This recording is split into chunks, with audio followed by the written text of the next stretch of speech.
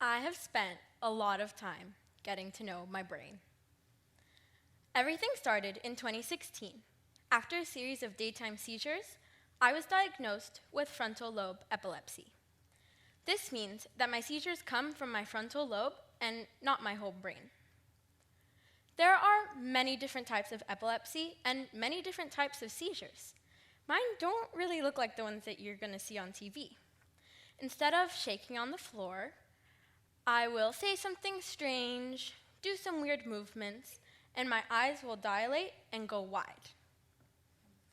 Throughout this ordeal, I've had some pretty cool experiences, like rainbow hair extensions during overnight EEGs. This stands for electroencephalogram. During these, the doctors would stick electrodes onto my head in order to read my brainwaves. I've also had countless seizures during my sleep. I would get up and say something strange, or even dance around. My uncle calls it the safety dance, but in reality, it is not very safe. One time, I even had a seizure and fell out of bed straight onto my face, resulting in a broken nose. After this experience, and many others, I had had enough. So I went to my doctors about surgical options to end my diagnosis. This past summer, I had surgery during which I had probes installed in my brain for 8 days. This was to see exactly where my seizures were coming from, and the doctors ended up discovering an abnormal fold in my frontal lobe. So, 5 years into my journey with epilepsy, I had a piece of my brain taken out. The time leading up to surgery was scary, to say the least. Before all of this, I had never been through anything remotely similar. I didn't really understand what was happening to me, and not knowing the future was the scariest part. My day-to-day life revolved around surgery, and questions raced through my head 24/7. Would it work? Even if it did, would I be able to adapt to a life without epilepsy? It had been such a huge part of my identity for the past 5 years, I didn't really know who I would be without it. I even became more worried that surgery would work than if it didn't. Despite the support from my well-meaning friends and family, their words did little to alleviate my stress. As I navigated these emotions, I became hyper-aware to phrases like, "It's okay," "Don't worry, be happy," "Cheer up," and "It could be worse." They were all just doing their best to make me feel hopeful and positive. But what I really needed in those moments that I was reaching out was some validation that my fear and anxiety were real and reasonable. I kept getting told that everything was okay. But if everything was so okay, why didn't I feel okay? It made me feel like I was going crazy at times. Those around me didn't know what to say, but also didn't want to hurt me. So I kept getting told how to feel. They all wanted me to feel positive, but didn't really know how to get me there. And I didn't know either. Everyone meant well, but this became extremely frustrating. Before this journey, I never really gave so much thought to the words we use or how we listen, like silly little catchphrases we say, or hashtags on social media, like "good vibes only," "always look on the bright side," and "I did it, so can you." I have since learned and experienced that toxic positivity is a very real part of our everyday lives.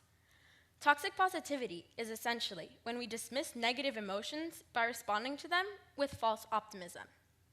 We engage in it because we really aren't thinking, or because we're conditioned to aim for constant happiness, even in the worst situations, which simply isn't sustainable.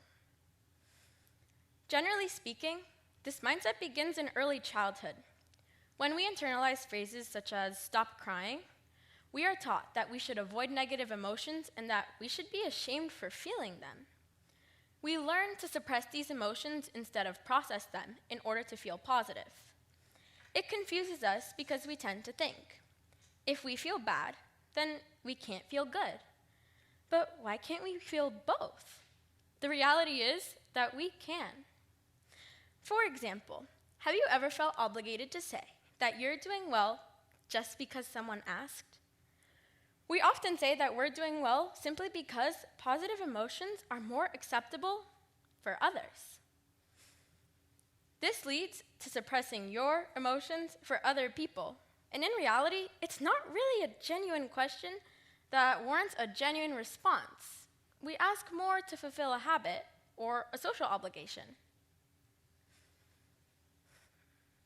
Suppressing your emotions does not make them go away.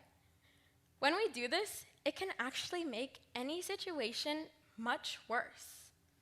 For me, a way to not let toxic positivity weigh down on my emotions was to stick to healthy thinking.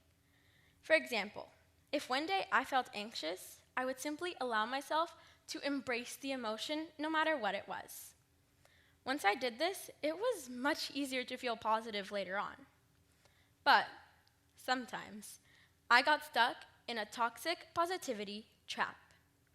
I would slap on the "It's Okay Bandaid" over the bullet wound of brain surgery.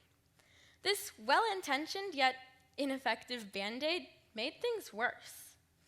I would suffer quietly with all of this pent-up fear and anxiety. After talking to my friends and family, I realized that this is a pretty common habit. We all tend to suppress our emotions. But we also all need to recognize that it's okay to let our true emotions out.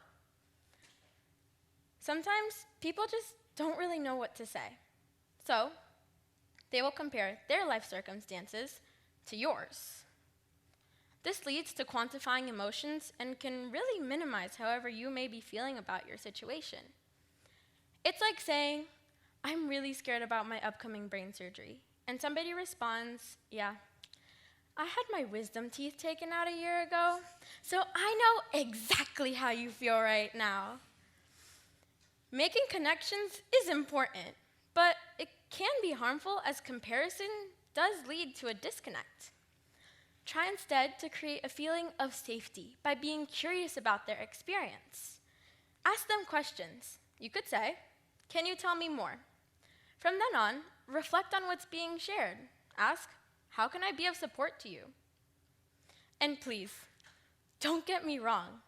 I love positivity, and it's a good thing. We all just need to learn to harness it in a non-dismissive way so we're able to appreciate the good, but also not discount the bad. A good place to start is to ask the person for what they need, whether that's comfort or a solution, because sometimes people do just want to be told it's okay. Let's say that someone's complaining about a bad grade. And let's be real, at least at my school, a bad grade could mean an 89.4. You could say that it's okay. If this were happening to me, and somebody responded with, "Oh, you must be going through such a hard time right now," I think I might want to punch them in the face. Making connections is important, but it can be harmful as comparison leads to a disconnect. In these more serious situations, try to empathize with the person. You could ask, "I see what you are going through is extremely difficult, and you have been so strong. I'm here if you need anything." By saying something like this, you are still able to offer a positive message without disregarding any of their negative emotions. Empathy doesn't look like finding a comparison. You don't have to make one at all. When people responded to me with things like this, I was really reminded of how much support I truly had. Getting to a positive place is only possible by recognizing your true emotions and being surrounded by authentic empathy. If as a society, we all work towards this goal of rejecting toxic positivity, our community could emerge into a much more accepting place. Positivity is really only toxic when it's fake and forced. So, I challenge you. Over the next couple of days, pay attention to the toxic positivity in your daily life. I hope by bringing some attention to this subtle behavior, we will all reevaluate our responses. And please, don't get me wrong, I'm still working on this myself. Learning to be okay with being uncomfortable is really hard. But together, let's share this vulnerability and emerge past toxic positivity.